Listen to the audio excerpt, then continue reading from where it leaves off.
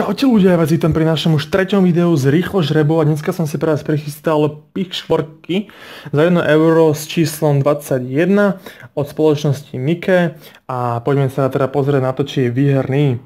Takže v prvom riadku máme X gulička, v druhom máme gulička X, takže jediná šanca na výhru je, že tu bude X a tu nie je X, takže táto strana je nevýherná, bohužiaľ, ale nevadí, pozrieme sa na druhú stranu.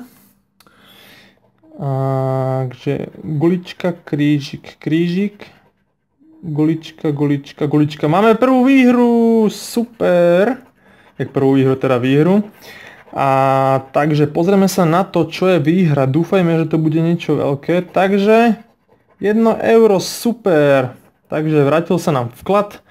A pre toto video je to všetko. Keď sa vám toto video páčilo, môžete zanechať like, môžete dať hociaký koment, môžete dať subscribe, keď sa vám video páčilo taktiež, alebo aj video zdieľať. Vidíme sa pri ďalšom videu. Čaute.